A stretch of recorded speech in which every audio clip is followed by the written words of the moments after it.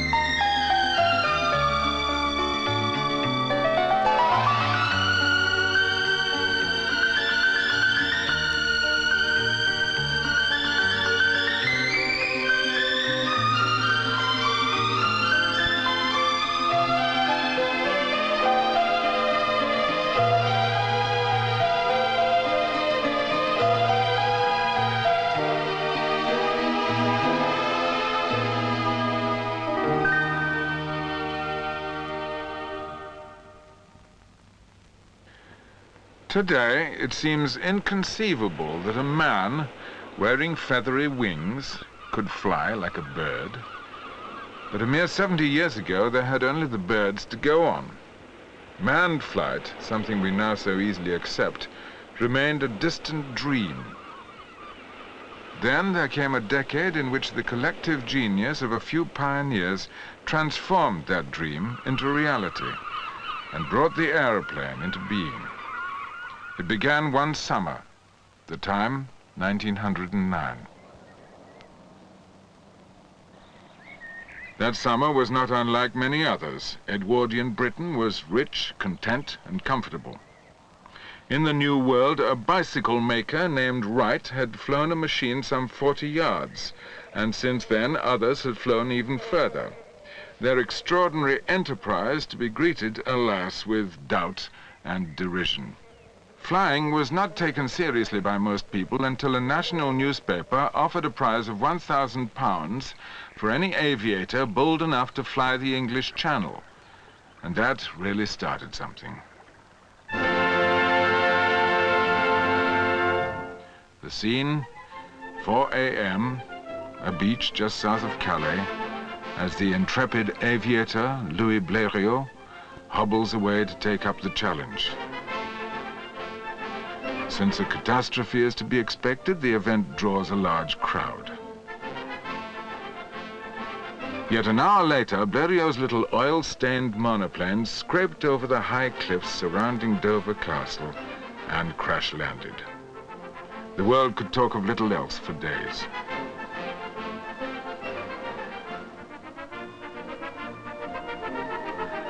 Blériot accepted his check, supped with the Lord Mayor, returned home triumphant, and entered the history books.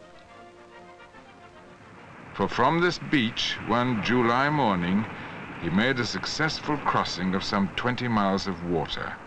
He conquered the unconquerable, shook Britain's imperial solitude, and heralded the beginning of an age.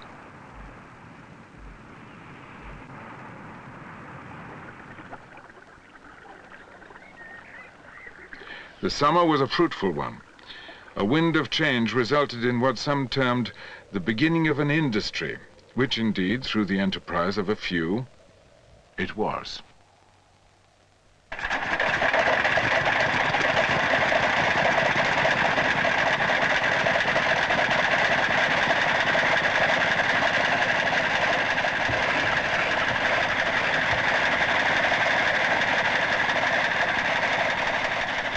The first aeroplanes were trembling, moth-like machines of wire and wood, and many a brave pilot flew them.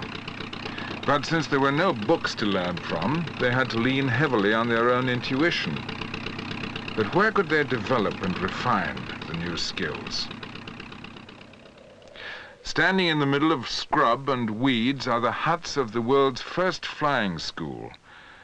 And although as yet no such person existed as an experienced teacher, Brooklands became the mecca for every would-be flyer.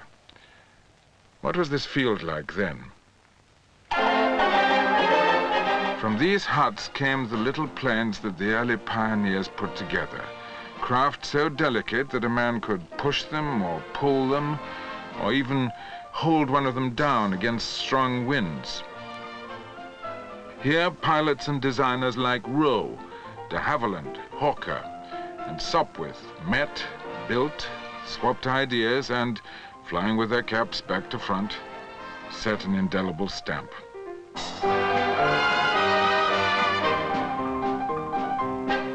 Racing round a marker and back, flying forever higher, forever faster, the aviators thrilled the crowds. The machines were still experimental.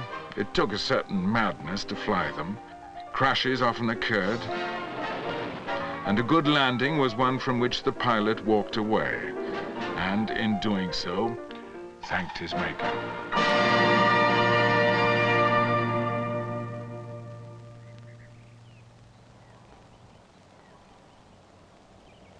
A report from the Army maneuvers, Salisbury Plain, 1910.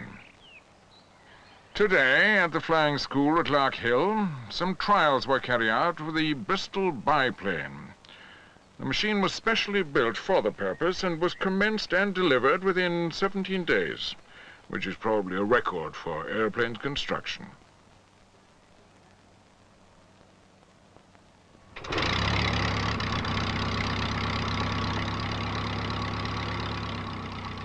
At the dawn of the day, Captain Bartram Dixon took the Bristol on its first essay after erection, and it immediately did a fine flight, showing notable stability.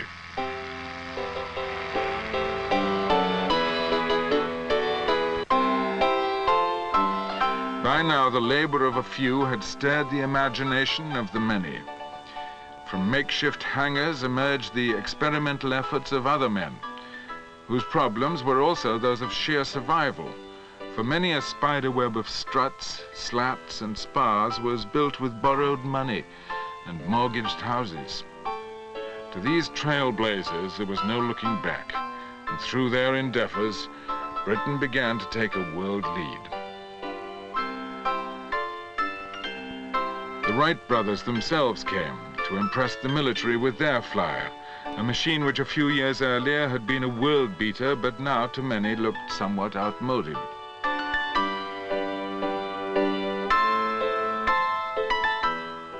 Laffan's Plain, Farnborough, was where the demonstration took place, a site destined to become an important center of development.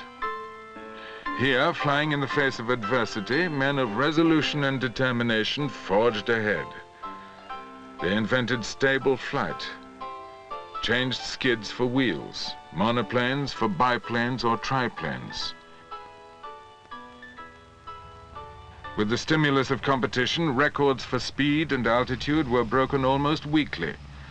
They leapt ahead, testing mark after mark, type after type, flying into the unknown and, in the process, sometimes killing themselves. When we began, said Sir Thomas Sopwith, we just flew by the light of nature. We weren't structural engineers at all. Everything was built entirely by eye. Flying in those days was empirical. It was a constant gamble. Some of us were lucky, and some of us weren't. The unlucky ones made the headlines. They included the first Briton to fly, the man who invented stable flight, and countless others. To those who built monuments, they were gay young fellows jockeying winged horses. Their exploits were deemed audacious, never visionary. Those who flew on logged a diary of hard-earned progress. With controllable flight, they thought they'd solved the unsolvable. But there still remained the elements and the hazards of every new, untried machine. But come what might, there was no halting the advance, and gifted young designers were doodling in penny exercise books newer, sleeker, and more powerful shapes.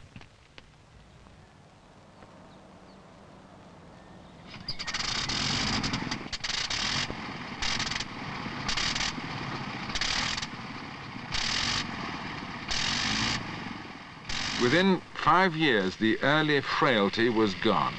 Tubular steel replaced wood, and the target of so many pioneers, the true beauty of safe, reliable flight, seemed now within reach.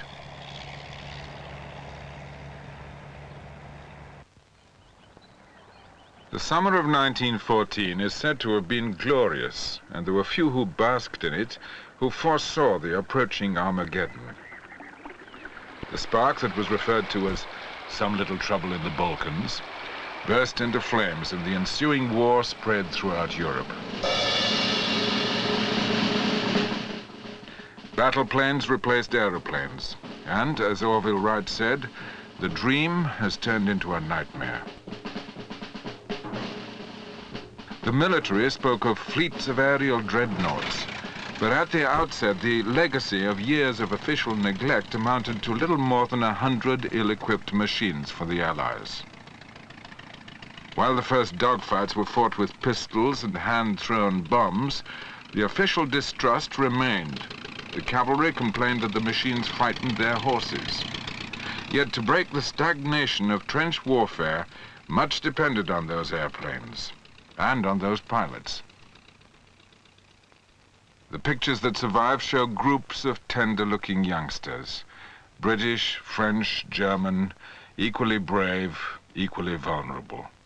Most of them to die in their early 20s. In a world short of heroes, the public rose to these daring aces. Although thousands were dying daily in the mud below, it was the flyers who became the national heroes. Pilots like Mannock, Fonck, Bishop, Baumer, Ball, and a host of others became the knights of the sky.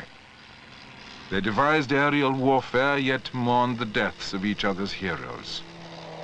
They spoiled for a fight, yet were known to break off combat with a wave of the hand. Their exploits became legend, their stories legion. The skies will never see flyers like this again.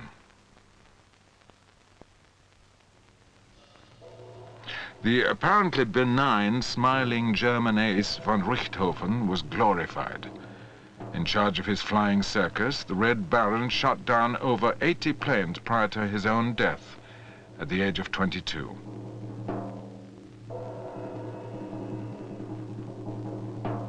Crashing behind Allied lines, his plane was torn to pieces by souvenir hunters. Yet so great was the respect for the enemy flyer, he was given a general's funeral. To our gallant and worthy foe, inscribed the British aces. An enemy in life, a brother in death.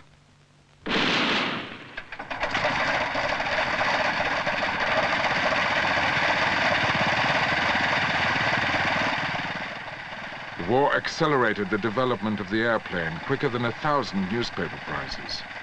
From every corner came new ideas, new demands. Engines and structures became more reliable, and thereby more deadly, and finally instrumental in speeding the end of the last hopelessly landlocked war.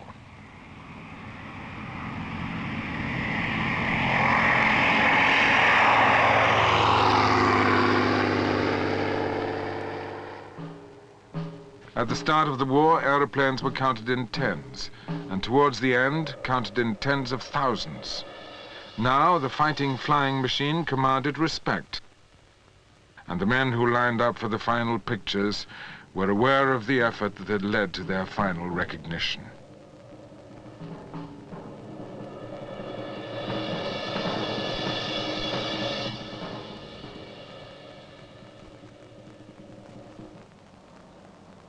On the 11th hour of the 11th day of the 11th month, 1918, the war ended.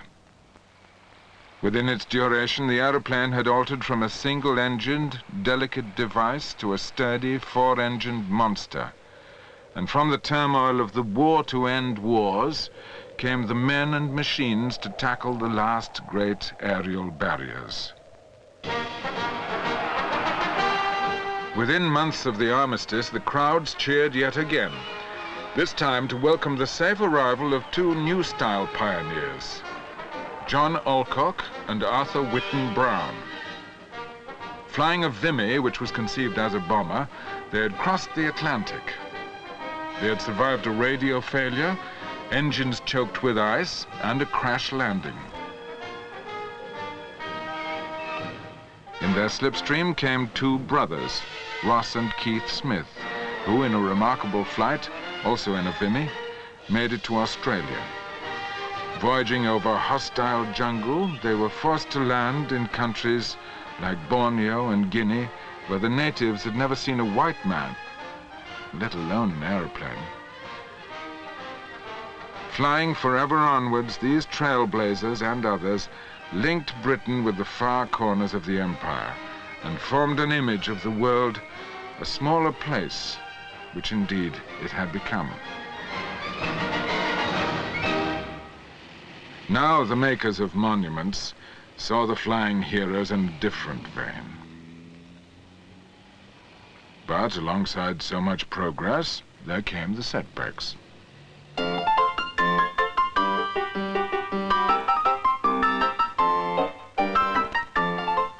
A multitude of winged wonders collapsed, crashed, thrashed, splashed, or just shook themselves to death before the camera. And, of course, there was still the gent who thought he could fly like a bird.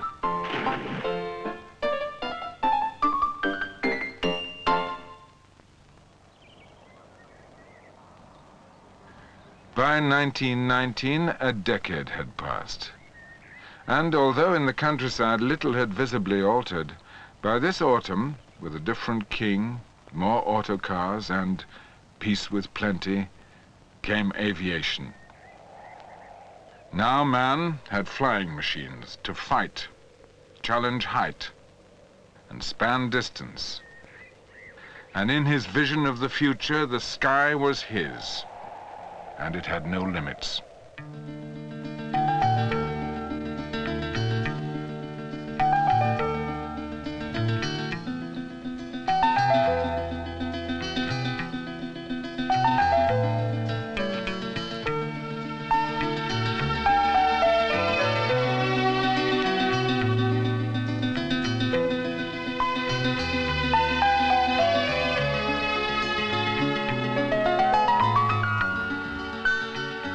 Within a mere 10 years, a dream had been realized. Ahead lay the shapes to establish the airlines, to travel to the moon, Mars, and beyond. Shapes pioneered by a few who felt and heard the wind in the wires. Men who could now dive, loop, spin, dance over the highest cloud, and feel a harmony with the elements over which they'd triumphed.